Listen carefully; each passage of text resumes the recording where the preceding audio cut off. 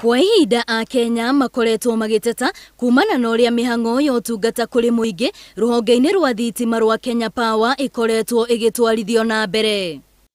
Aingi makiuga thogora wa thitima ni wambatirite na njira nene na oho matikoragwo na mundu wa kumacokeria ciuria ciao. KPLC should enlighten the customers on which till numbers to use. Shidele iko, I think ni monopoly. Ministry ya mahinya ni itikirite nima ni hakoretwo na mahitia na nima matikoretwo magitungatira muingi na njira nginyaniru. And the main challenge that we have in this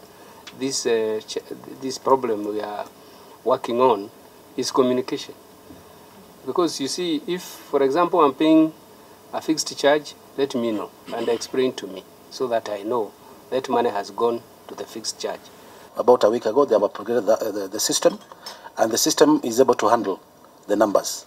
When you purchase a token now, I'm informed that the rate of response of the token is faster than the M-Pesa message you get. Nimeraniire ati kwa ihinda ria mieri 3 aria makoretwo makihuthira token matiriendagirio kuringana na haria magurira thitima ona kana kuringana na muigana wa andu aria maragura. We'll still retain the lifeline tariff where the energy cost is discounted.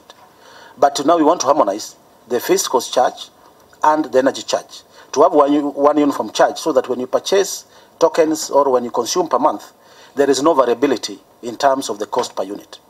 Oho thogora wa thitima ni uguthie thi kwambiriria mweri-ini wa mugwanja wona mawatho maria magathikitwo ma mitaratara ya kunyihia thitima mahitukio. And we have several other proposals which have been submitted by private investors and which are at various stages of development.